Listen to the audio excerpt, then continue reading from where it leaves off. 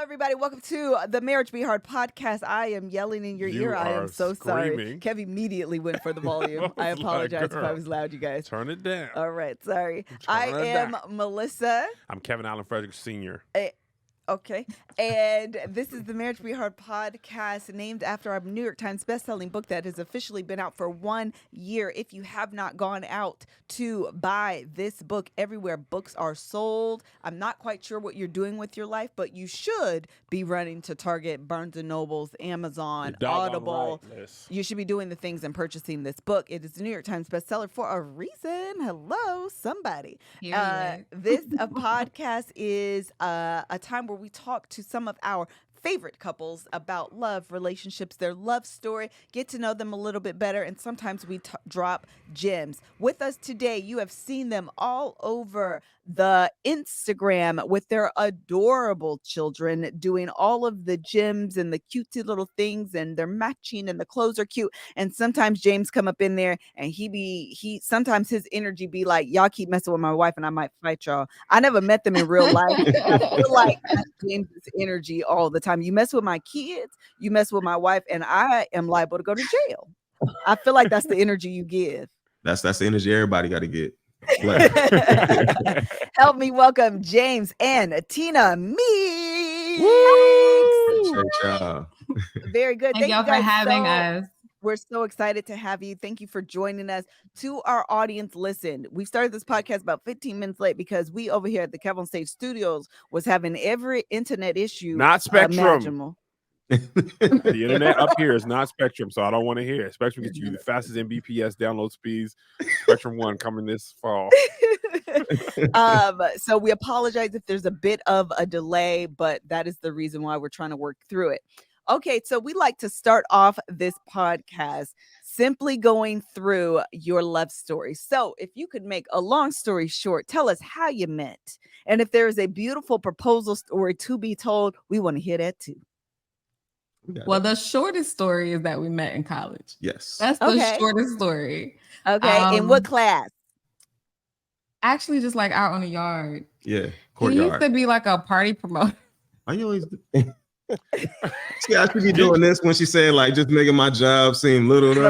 He used to be like a little party promoter or he whatever. Was like always handing out flyers and stuff, and sometimes he would even be at like the entrance when like me and my friends would go out. So I just came to know him like that way because he was like always in the mix on the scene kind of thing. But we didn't actually start dating until you graduated. Yeah. Well, I'll tell my version. I don't know what your version is. We had been back when like it was cool to talk on Facebook Messenger because, you know, it was just for college students. We were messaging back and forth and he graduated a year before I did. So I was coming back to school. We both went to school in Atlanta, but I had went home to Virginia for the summer and I was mentioned like having to get a ride home from the airport or back to my apartment from the airport. And he offered me a ride and I took your nappy braids out. Braids down. There was more to that story. So she was at ROTC. She was off in the field. I had to go to training over the summer, so my hair was braided. She had these braids in her hair for like 6 months. So she came back and I'm like, yo, these braids ain't really doing it no more. So let me help you take these things out. And then that kind of led us down this path of we ended up going on our first date. That is something special to take your braids out upon like an initial meeting. That's such a vulnerable experience. Like he was down from day one. Tina over there disagreeing. And the way he called my head nappy on like national podcast. Not sitting well with me. How long ago was this? This was 14. Yeah, 14 years 2008. Yeah. I mean, he's still taking my braids out though. So to this day. Took him out 2 weeks ago. Ultimate intimacy. Yes. So you said 2008? Yeah. 2008. Okay. I've taken braids down. I've helped grease her scalp.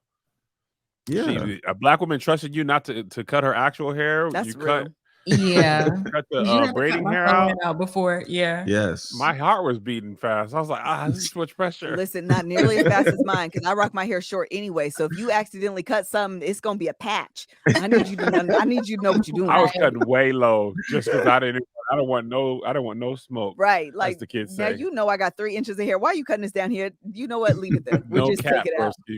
Riz. Okay, so 2008, you guys meet. Take us on your how long did you guys date before you guys got married? A long time. So we did things backwards. We definitely had a kid well before we got married. So we ended up pregnant like within the first 6 months? Yeah. The 6 months. 6 months of the unbraided? 6 months of the unbraided? We ended up pregnant 6 months into this thing. We were still like trying to figure out how much we liked each other, if we was gonna like be for real. So and that story that story was wild too, because she was late on her cycle and I picked her up from work one night and I was like, hey, you haven't mentioned your cycle at all. Like, did it come? Not you clocking it before she did. I was clocking that thing. You hear me? So she was like, nah, it didn't come yet. So I'm like, what you mean it didn't come? Like, are you pregnant? She was like, it's probably just late. I'm just stressed. So I took her to Walgreens that night. It was like 11 o'clock at night. If you're in Atlanta, the Walgreens on North Avenue, that one. Get in the car now. We went to Walgreens that night. And of course, she took the test. She took 2 of them. They both came back positive, and it was like, yo, life just got real because we weren't planning to be parents. But y'all was doing that stuff though. We was doing doing that stuff. Something. We was planning something, but we wasn't thinking about the ending we were thinking about. Yeah. So we fast forward. We had our oldest son, little James, and then tried to work out like being in a relationship, being young parents, figuring that out together. And then in 2000, when he was born, I was 22. 23. Yeah, 22, 23. It was ghetto. Yeah. So we was broke. We ain't had no money. We ain't had no house. We ain't have no experience. We was like fake adulting in college. So life came at us real fast. Yeah. So we don't usually interrupt people, but I'm very curious. Did that life change, as they say in the business world, did that life change impact you guys' relationship? Did you guys discuss maybe just co-parenting, or you like, okay, now it's got to be serious, or you got to get married eventually, or did it not? It for me, it initially was. I was like, just because we're pregnant, that doesn't mean we're gonna go run and get married right now. Mm-hmm. Okay. I was against forcing a marriage because there was a kid involved. I didn't think that was gonna work. So I was like, if we didn't know that we were going to be married before we got pregnant, then we shouldn't go get married tomorrow because people are going to look at us a certain type of way. Yeah. I mean, that's actually not bad logic, but Tina grew up churchy. So I know she was probably like, nah, my G, we going to have to, if you like it, then you should have put it. I'm going to need this ring to be put on it. When did you start saying my G? I say it sometimes when I don't want to say so I take out, when I don't want to say Never heard. Who are you? I literally have said it before. Oh my God. Never heard you. I literally have said it before. My G? Yes, because I don't want to say nig, so I just go to the G. I didn't know you said nig either, so I'm just excited about you saying my G. My G? I don't even know you because anymore. We do say, but obviously now this all has to be edited, so it's just easier to say my G. Why are you editing out? Take it easy, my guy. All right, Joe. Who are you? Y'all that much more now. Oh my God. I literally have said this before. Never. I literally have said never this. heard you say my G. I have literally said this. My G. I've never heard you say my G. Oh my goodness. So yeah, go ahead, Turkey. Honestly, I was so focused on just trying to figure out life as being a mom, and it was a bigger change than that for me, because that also meant that I wasn't going to commission into the United States Army anymore, which had been my plan. That I didn't even get caught up on the marriage piece, because I was just worried about trying to figure out how to be a mom and how I was going to be there for this baby. Wait, because you got pregnant, you couldn't go in the Army no more? No, I could, but I no longer wanted to. We both grew up as military brats, and while our dad had amazing careers, and I don't know if you feel this, but my dad missed a lot, and it was not because he wanted to, it was because of work. So I could not wrap my mind around what that would have meant for me as a mom, and that's not the kind of mom that I wanted to be. So I decided that journey was no longer for me. Yeah, they say both our dads are military. We're both military brats as well. So they say Army first, family always, and they just mean Army first. Yes, that's it. Army always. Like that's a little spoken. But if your dad has orders, both of our dads got orders away a month. Within a month. A month of our wedding. Wow. That's part of the reason I'm doing the renewal. Neither one of our dads were present at our wedding. My dad had to go. Actually, they both have to go to the Middle East because the war in Afghanistan. Right after both 9/11. Our dads got stationed in the Middle East, different duty station. But it wasn't like this is coming. Yeah, it wasn't like, oh, this is a possibility. It was like within a week. I feel like your dad's was even more fast than mine. My dad was like, "Ooh, it might be looking like we have to go set up." He's an engineer in the Army.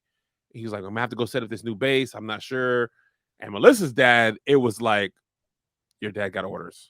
Because they were trying to stall it because they knew the wedding, and then it was just like, "Nah, you're going, and this is the day." What was your dad's division, Melissa? Do you know? He was an 88 Mike. Okay, my daddy was infantry, but he was the comms guy in the infantry, so he had to go immediately. Yeah. Oh wow. Yeah. My dad was 49th Engineers Prime Power. Hush. That's really what it is. What this sound like you said something about Power Rangers. Engineer. That did not sound real. That sound made up. They were called Prime Power. That sound like they did this. I don't know what they my daddy was the 43rd Infantry. Is it the 43rd Infantry Division at Fort Stewart? Yes. Rocket and Marne? Yeah. Cool. All that. Yeah. So anyway. Prime Power. Military brats, but that's not the experience that I wanted as a mother. So I decided, no, pissed Uncle Sam off real good because they had paid for me to go to school. But another story for another day. And then so we had our baby, broke up a couple of times, stayed together a little bit, shacked up a little bit. Y'all broke up a couple times? Yeah. More than a couple. Yeah. We broke up. With the baby? Yeah. With the baby. But here's the thing, the baby was fine. Yeah. Mm-hmm. We managed to be great co-parents. We managed to be great co-parents, but just as a couple, there was some stuff that we just weren't vibing. So when we got engaged, when I moved to Arizona with you, the whole year before we weren't even together. And he gets this job in Arizona when was this? What year was that? 2013. 2013. He gets this job in Arizona. We're living separate, doing our own separate things. And he was like, "Would you come with me?" And she said no. She was like, she was like, "I'm not coming as I'm not moving from Georgia to anywhere as anybody's girlfriend." And I put my church hat back on. She did. She put the church hat back on me. And so I'm like, man, we've been fornicating all this time. You trying to hit me with the church stuff now? So I was like, I said, well, I'm only offering girlfriendship. I'm not offering anything else beyond that. So we can go together and try to work it out like that, or not, or you just don't go and we'll figure out how to co-parent with me being across states. So that was contentious. We basically ended that conversation like I was going, she was staying. We'll figure out what we're going to do with our son. And then I guess she thought about it some more and finally decided that. Did you go in that sin? Did he propose? You went in the sin. I went in She went in sin. Went in sin. That's what they always do. Church boys, no, we know them better than others. Hear me out. Hear me out. I went in August, or was it August? No, we went on my birthday. We went in October, and I had a ring by December. Hear me out. Okay. James got it together. He knew what it was. Moving was the best thing that could have happened for us in our relationship because it removed any of the distractions. Atlanta was a distraction. Friends, family, people always in the mix. They know the drama. They're trying to influence us to go one way or the other. When we got to Arizona, I don't know if you guys ever lived there. Arizona's like being on an island. There's like 5 Black people there. Like we were 3 of them, us 2 and our son. What part of Arizona? We were in Phoenix. Well, we lived in Mesa, so it was right outside of Phoenix. Yeah. So we're there, we're trying to figure out life together, but it really like made us focus and lock in on each other. That's great. And really start pouring into each other in ways that we weren't doing in Atlanta. So by that November, I started talking to my parents, like, I think I'm gonna propose to her. And they was like, when you gonna do it? And I was like, well, I'm trying to get a ring made and stuff right now. And then when the ring finally came, my mom kept asking me, well, you said you was gonna do this, when are you gonna do it? And I said, I think I'm gonna do it on New Year's. So we stopped going out on New Year's a long time ago. We would go to church on New Year's. Yeah. Girl, you done got James. You done went full circle, didn't you, James? This a 180. We're gonna bring in the new year with the Son of Man. So watch not serve. We're gonna start at 10. On the count of 3, with the New Year ring, we're gonna bring in a praise and set up your situation. Leave that old yelling, that old thing. God is doing a new thing. Watch night is so long. 2008, God's gonna be great. My God, that countdown be so God's long. on time. Yes. 2010, we gonna win. 2011, we're going to heaven. 2012, nothing rhymes with 12. 2001, 2, God gonna do what he wants to. Why is he so accurate? You've been in church too long, because that's the thing. If your theme for the year does not rhyme, you're doing it wrong. Your year's messed up. You're doing it wrong. 2020, God's gonna give you plenty of warranty. They didn't tell you what it was.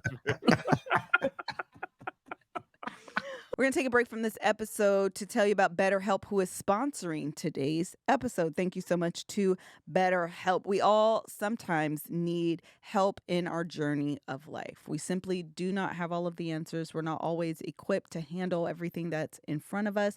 I told you guys that I have my own therapist, and I actually just started with a brand new therapist that will help me just navigate career choices. Because again, we don't always have all the answers. So having someone to bounce questions off of, help guide you, get you an outside perspective that's going to be neutral and objective, is sometimes exactly the thing that you need to go forward in your journey of life. We're huge proponents of therapy over here, whether it's, again, for career choices, for relationship choices, for parenthood, whatever the course may be, or just checking in on your mental health. It's always good to have someone that you can just talk to, because sometimes that's really all you need. BetterHelp is convenient. It is designed, actually, part of their design is to be convenient. You can do it right from the comfort of your own home. You simply fill out a questionnaire, and they'll match you with the therapist that they think best suits your needs. And the best part is, if that person does not work out for you, they most certainly will do the breakup for you, so you don't have to have that awkward, so sorry, it's not you, it's me conversation. If you're thinking of starting therapy, give BetterHelp a try. It's entirely online, designed to be convenient, flexible, and suited to your schedule. Just fill out a brief questionnaire to get matched with a licensed therapy and switch therapists at any time for no additional charge. Get a break from your thoughts with BetterHelp. Visit BetterHelp.com/MBH today to get 10% off your first month. That's BetterHelp, HELP.com/MBH. And I'll be sure to check in with you guys as I tell you kind of the process with this brand new therapist and let you guys know how it's working out. So stay tuned for that.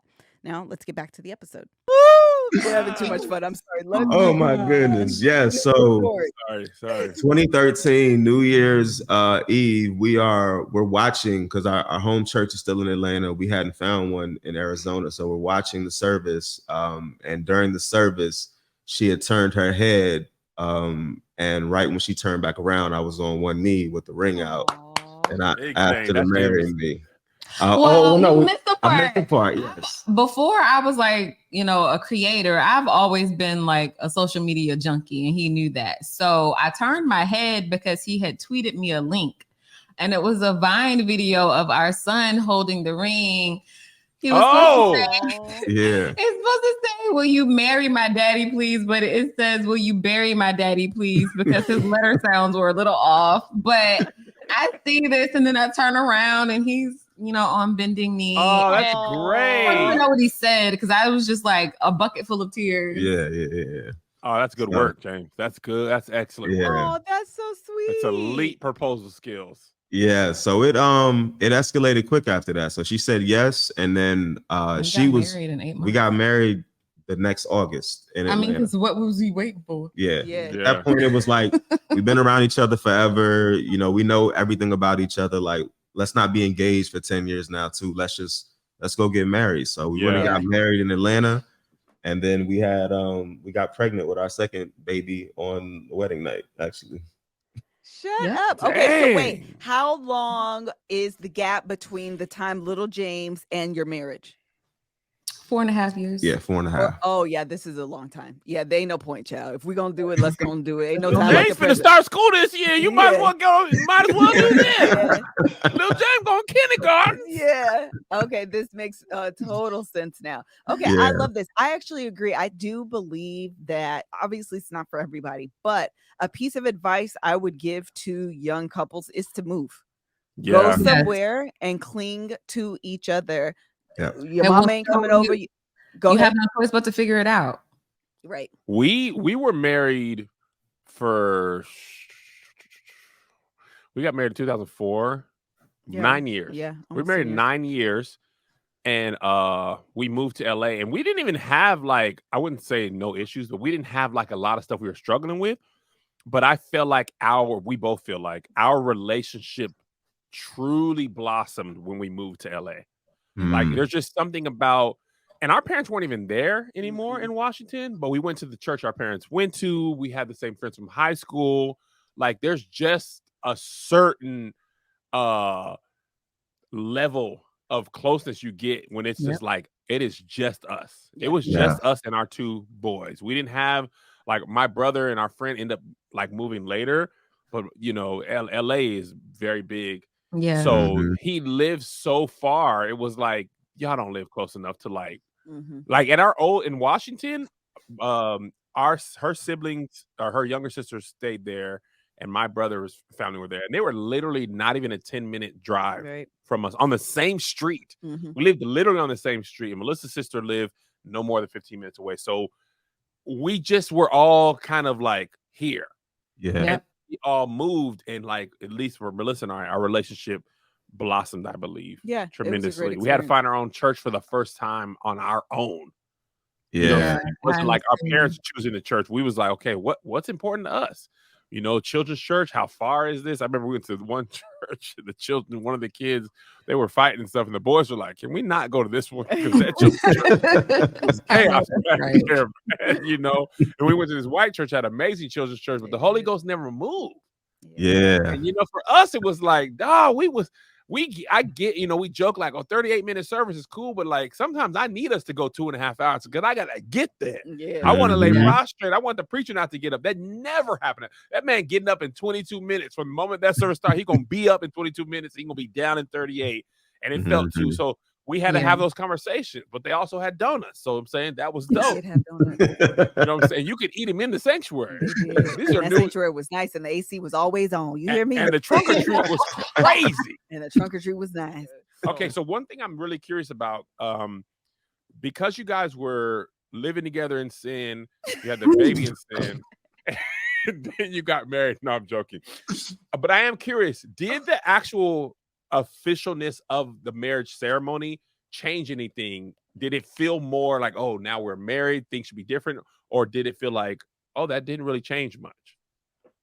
It did, but it didn't. Like, life came at us so fast after we got married, because while we were we were in Arizona when we got married. I mean, engaged. We got married in actual Atlanta because that's where most of our like friends and stuff were, and like where our relationship started.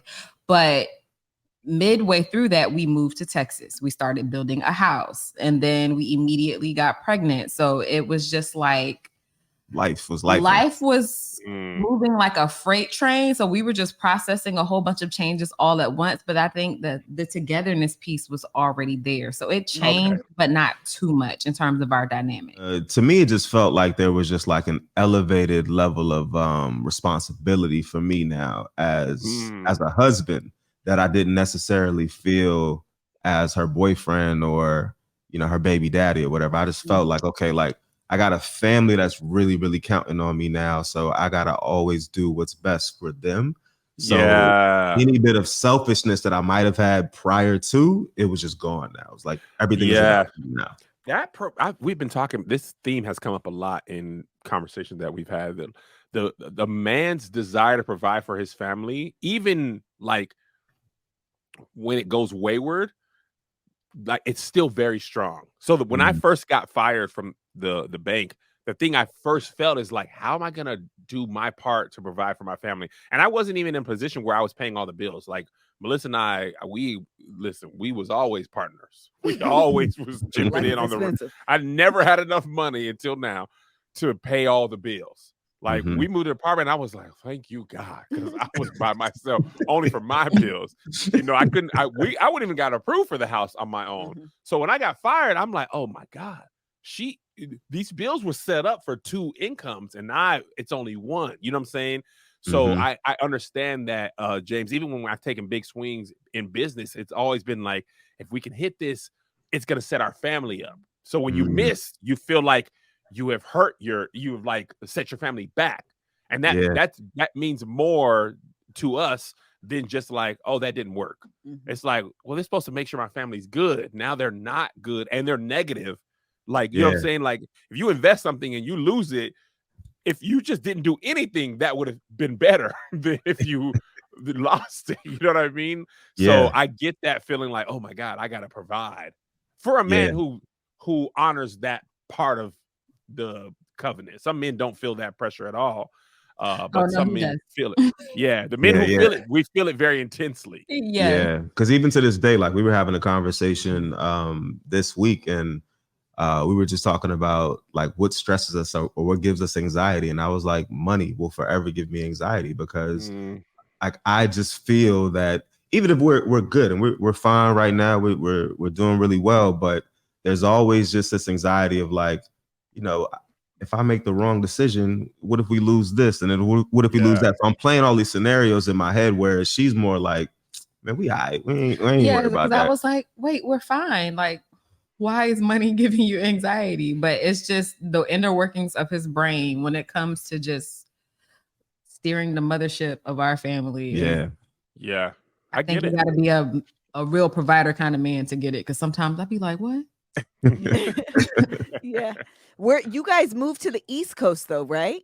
We are now. We moved a lot. We're in Virginia now. Yeah. Okay, that's what I thought. It was like, you said Texas, but I thought for sure just a few years ago you moved. We were in Texas for 5 years, did COVID year in LA, and then came to Virginia. Yeah. If COVID doesn't happen, only in LA only here for that one period of time, actually. For the 1 year of COVID. Forget it, child. You know what I'm trying to say. You was here in LA for such a short period of time. We moved to LA the end of 2019. I had gotten a job at a startup out in Marina Del Rey. So we were living in Woodland Hills for basically end of 2019, all of 2020. And then it was my dream always to move to LA. So I was so excited when we finally got to go. Then COVID happens and we're locked down. Like I said, we're living in Woodland Hills, so we don't have a backyard. We got a beautiful view, but the kids don't have anywhere to play. We taking them out into the driveway to play and stuff like that. So the family hates LA because they didn't get to experience it. Like I had always experienced it all them years visiting out there. So at the end of that, we just kind of like reflected, and kind of similar to you all, when we moved to LA, we didn't know anybody out there. It was just us and our kids. And we had 3 kids at this point. So we were kind of thinking like, let's go back to the East Coast. Let's be closer to family. It doesn't seem like LA is going to let up on the restrictions. And like, I know everybody's tired of being in the house. So let's go back East, where in the South and in the East, they didn't really care what you did. You could do whatever you wanted to do. It wasn't outside. What is COVID? Been outside. Right. It was close to 2 Thursdays, and then it was right back open, especially Atlanta. Yes, Atlanta was like wide open the whole time. So we decided to come back this way to be close by. My family lives in the area. All of Tina's family lives in the area. And then 6 months into it, we bought a house and just decided to sit still for a little bit. Well, yeah. Let me ask you guys something. Do you think the military bratness of your childhood has influenced you? Yeah. Okay. Absolutely. it's one of the better qualities that I think we both picked up from having that experience, because it ain't nothing for us to get up and go. Yeah. Like literally our decision to leave California wasn't even like a well thought out thing. We were just talking one day and then was like, we should move. Yeah. All right. And I mean, we packed that house up like some thieves in the night. Really? Yeah. It's had the opposite effect for Melissa and I. Yeah. Like we wanted our kid because we plant roots. I want roots. We wanted roots so bad. Our kids to be able to have friends that they now that our oldest is getting older, I'm itching. I am, but he's starting high school, so I don't want to do that to him. He don't care, but I don't want to do that to him. He's like, I went to 4 different high schools and I'm fine. He's like, you'll be fine. To 3. But kids are resilient. I don't want to do that to him. I get it. And that's same with me, especially high school. It's like, no, I want you to go with your friends. I want you to graduate with them. Like, I get that because I'm actually the same. And we've lived close enough where we've moved. It's still close enough that he's still in the same school district so he can have those same, those same friends. Okay, so then take me to James. You worked a full-time job. Tina, were you always doing influencing? No, I used to be your friendly neighborhood insurance adjuster. Really? So walk us through the process of becoming influencers. So honestly, I would say as far back as 2015, I was on all the socials when they started or whenever I had access based on my phone. Because I remember at one point I was team Android and you couldn't get on Instagram. Anyway, I've always been like an early adapter to social media. But back in like 2015, when I would post on Instagram, it was like when everybody was really struggling to learn how to do their natural hair. But I had already figured it out. Like I can style my hair. So I would post like videos or like short videos or pictures. And people was like, please, you need to do YouTube. You need to do YouTube. He went out and he bought me my camera. And from 2015 to the end of 2017, I false started so many times. I would record the videos and then get like imposter syndrome, or record the videos and get self-conscious about how I looked on the camera. So I would just never post them. And then he said something to me toward the end of 2017, and it was a challenge, but it was in the way he said it that just kind of lit a fire in me. But it was pretty much like, you're spending all this time on social media anyway. You need to figure out how to make money from it. Not an Evergreen commercial. Come on. I mean, yeah, I know what you mean. The college. Yeah. So, okay. So in 2018 started, we normally, for the last, I don't know how many years, we start our year with the Daniel fast. And during that time when we would Daniel fast, I would restrict my access to social media because I'm being conscious of what I'm consuming. Yeah. So while we were doing the fast, I built my blog by myself. I didn't even tell him. I was like, I'm gonna be serious this time, and I'm gonna show you. So I built out my blog. I started planning my first couple of posts, and once our Daniel fast ended that year, at the end of the January, I launched and announced myself as Her Life Sparkles, and been running ever since. Wow! And then James, you eventually came off your job, right? Yeah, I left my job last March? Yeah, March of last year. So she had been doing her thing for a while. She quit her job right before we moved to LA to become an influencer full time. I was still working, but I had gotten to a place, man, when I worked in tech and I was so stressed out. Like I made great money, but I never was really home. And then even during COVID, I was home, but I was stuck in front of a computer doing Zoom calls all day long. And it just was every boss that I had, they would have me stressed out. And it's like, well, we pay you X amount of dollars. So you're going to do what we say. You're going to be where we need you to be. Like we paying you to be stressed. It's like how they basically position it. Yeah, I know you're going to be stressed, but you're going to get a lot for it. You're going to get your money. We're going to remove the stress. Right. Yeah. You might die early, but at least you got paid. So it got to a point where I was just like really, really stressed out. And then the final straw for me was working for this guy. And we're back living on the East now, but I'm still working West Coast hours. And the guy got upset about something my team did, but they did what he told them to do. He forgot he told them. He called me at 2 a.m. and we got into a screaming match at 2 a.m. from like 2 to 3, like so loud. I'm downstairs in my living room. I had to leave the bedroom. I'm in my living room now, screaming at him. Our son, our youngest son, Luke, he comes downstairs and he was afraid of the dark. He would normally not even walk like to come downstairs without, he'll scream, but usually it's like, come get him. Yeah. He walked all the way downstairs into the living room and he was like, Daddy, what's wrong? And I realized then that I was just completely out of character and out of pocket and I couldn't do it anymore. So I go back to bed and she's like, what's wrong? Who you in there yelling at? And I told her I was arguing with the job. And I was like, yo, I can't do it no more. And she was like, you want to quit? And I was like, she told me to quit right then. I was like, you ain't gotta do no more. She's like, you don't gotta do it no more. And I was like, nah, I don't want to just like rage quit. People, that job. People counting on me. I got employees. Like, on my time. Listen, if people don't care about you, bro, quit that job. You don't hang up the phone and quit. Quit that job. What you stressing for? Yes. That's so great. We put the plan in place then for, let's start getting some things together. And I was like, I want to be gone by March. And it just so happened he and I had another blow up in March. And I was like, all right, it's time. And I chucked the deuces and I haven't looked back since. There we go. And I hope they fail. I hope their company goes under. So now you've been doing this, so it sounds like 2 years, year and a half or so? Yeah, I'm a year and a half in.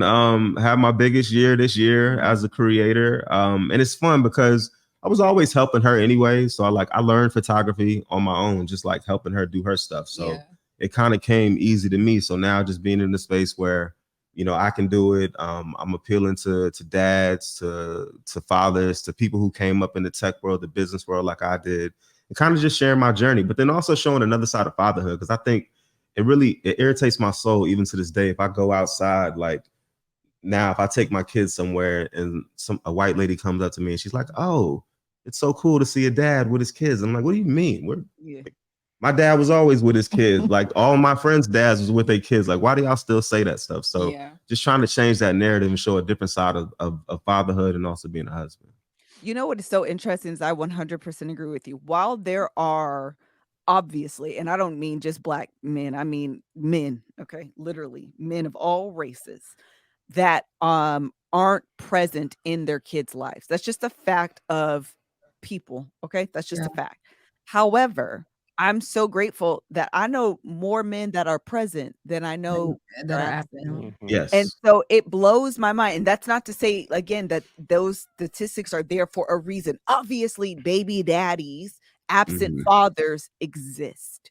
Right. But man, I know some amazing men who are very present fathers.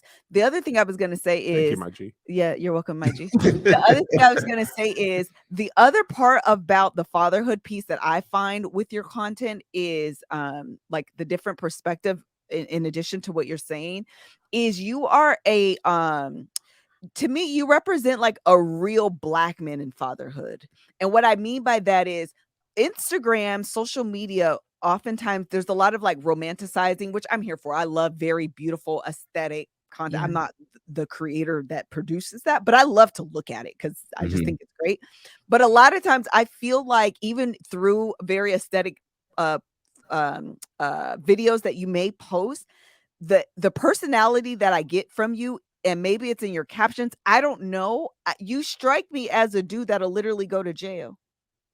Oh yeah. Look, I don't. My G. Yeah, my G. I don't play like, about my family.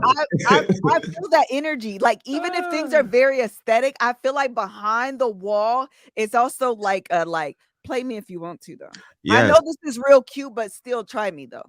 And that's what it is. And I think even with the content, we have a lot of corporate sponsorships and brand deals. But like, if you come in my comments and you say something slick to my wife, I'm finna get you. Like, there's some I yelled at my boss, bro. I don't care. Right. There's some people that turn the other cheek. I don't. My cheeks stay looking dead at you. I'm not turning nothing. We're gonna talk about this. You're not gonna disrespect my family. You're not gonna disrespect my kids. That's just the rules. Anything else you could do, but the family is always gonna be off limits. So, and that was really the turning point of why I had to leave that job too, because I was about to get on the red eye to go back to LA and go see that man. Because I'm like, you wouldn't say this to my face, so why are you talking crazy to me over the phone? So it's like when you get to that point, it's like you got to remove yourself. To fly cross country and have enough anger. Like as soon as I land, let me get my bag. You was gonna run me my fade, and then get back on a plane with sore knuckles, feeling relieved. But I actually love that because I do feel like sometimes certain people, they forget that there's humans. Like you're not looking at an animatronic, you're not looking at like an AI person. Like this is an actual person who has love and feelings for their family and their kids, and you can't come on here acting and speaking no type of way. Like, girl, I tell that to people all the time. Save it for your group chat.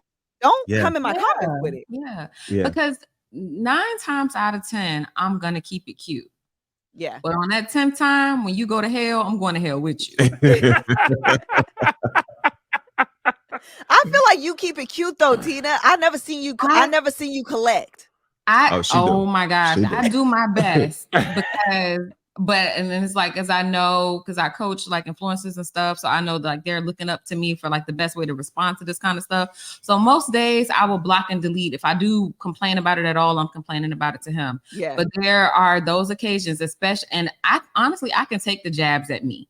Mm-hmm. But when you start talking crazy about my kids, I'm going to hell with you every time. Yeah. Not to, make a hill into a mountain, but like the most recent example of somebody called my baby ugly. Like my baby ugly where? Right. Girl. And I'm sure it was behind a silhouette picture. Silhouette profile, so I can't see you. Right. Yes, it always is, though. Crazy. What a wild thing to say, though. It's nuts, Jay-Z but it's like people even talk about your baby crazy. It's wild, though. Jay-Z said that. The internet's a wild place. It is. Wild place. Because people don't get the mouth enough. That's exactly why. Yes. Exactly why. Back in the day, you said something crazy.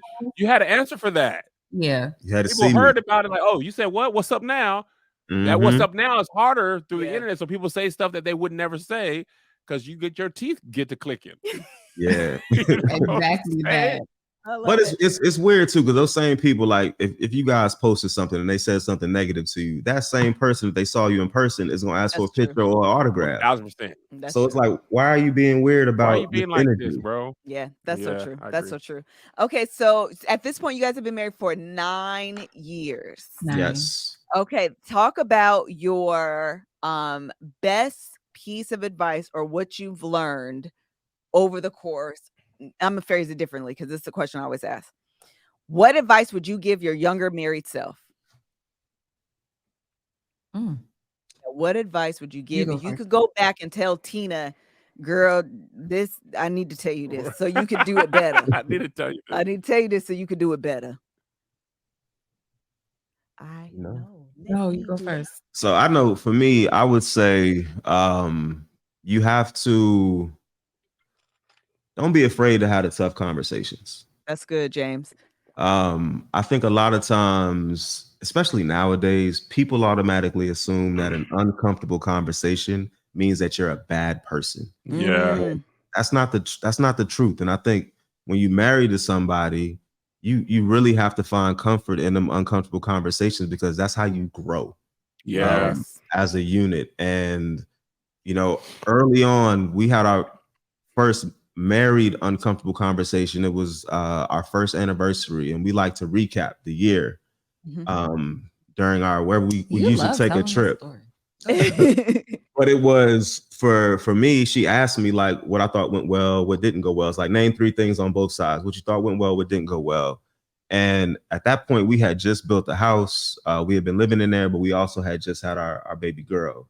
And I talked about the things that went well. Then when we went to what didn't go well, I was like, well, like you don't cook anymore. I was like, we built a house, we got a brand new kitchen, and you ain't even made me no eggs, no bacon, no nothing. Eyes almost came out your head, Tina. And when I tell you, like, she immediately started crying, like waterworks, like crying. I didn't say it in a mean way. It was literally like me just saying what I thought she could do better.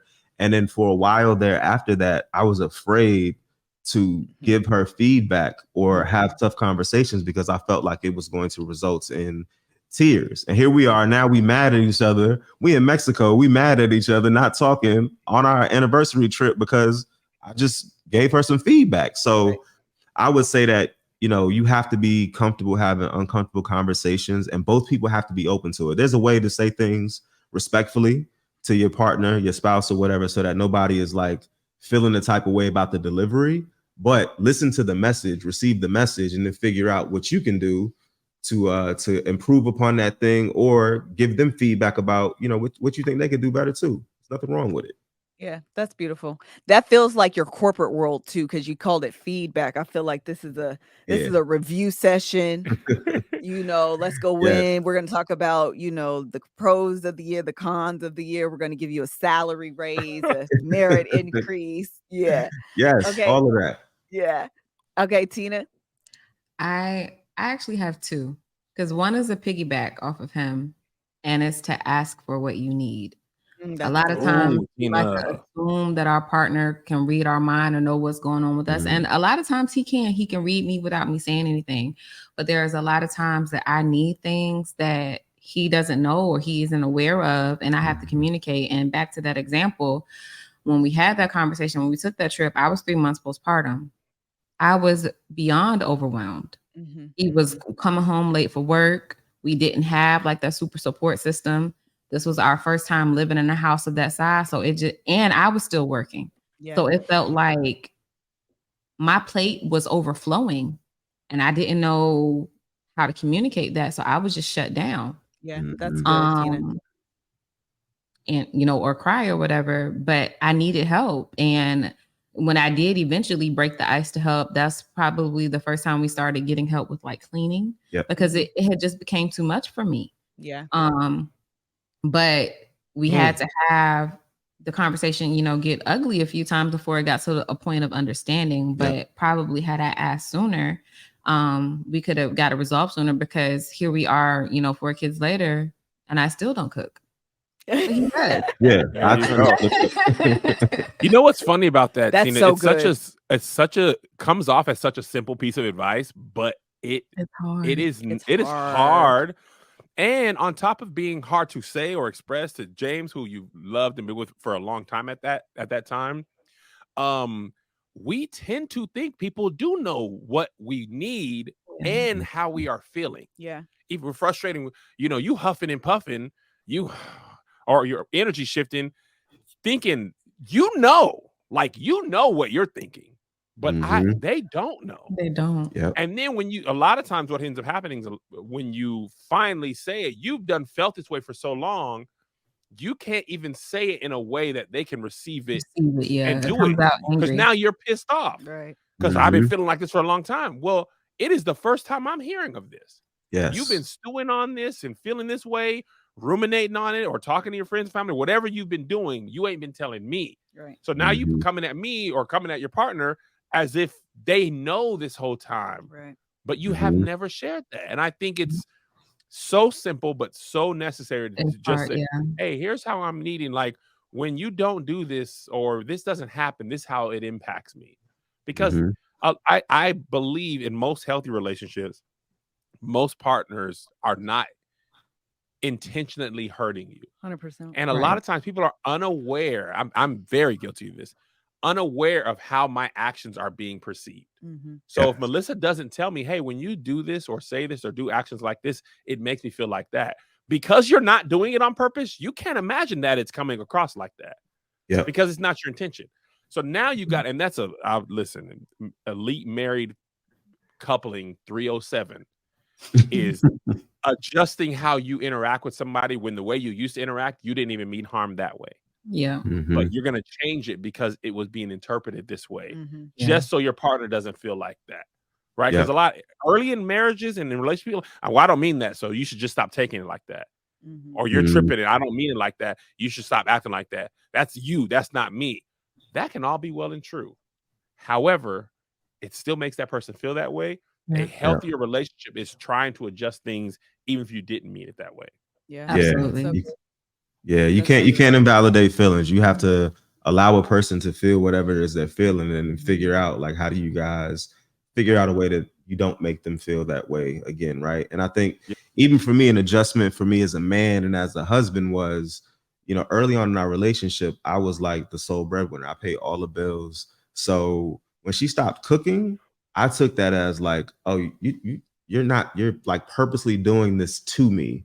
I wasn't even considering that she was 3 months postpartum and that we had a bigger house and there was things that she had to do in the house and she was overwhelmed. I'm just looking at it like, I'm working 18 hours a day. Like, I'm coming home like Fred Flintstone. Where's my dinner at? You know what I'm saying? Like, but I had to adjust my mindset too to think, you know what? Well, maybe I do need to get some, like, let's hire some cleaners to come in the house to kind of help. So you don't have to worry about cleaning anymore. Oh, you know what? If you are overwhelmed and cooking doesn't work for you, I'll start making sure I can get home so I can cook. Or you know what? I'll meal prep on Sunday, cook our meals for the week so that you don't have to worry about that while I'm off at work and the kids and stuff like that. So it's just being mindful of like what your person is going through so that then you can do what you need to do to make sure as a unit you get through it together. That's beautiful. I love that. Beautiful. You guys are gonna go far. Yeah, I love it. Okay. Before I have you give your socials, I have to say this. You both have like really amazing skin. You guys are beautiful people. It almost looks like there's a filter on James, like a smooth filter on your skin. I got that men. I'm dropping a men's skincare line soon. You know what I'm saying? Man. People are going to buy it. I'm looking at your skin. Listen, Tina has a glow, right? It's beautiful. It's very like, yes, I am happy. Her life sparkles. Yes, it's giving me my life sparkles. That's exactly what it's giving. It looks like James has a smooth filter on his skin. And we also are in this room that we're in has the best light, natural light in our house. So the sun really is throwing y'all an alley-oop right now. The perfect light. God's ring light.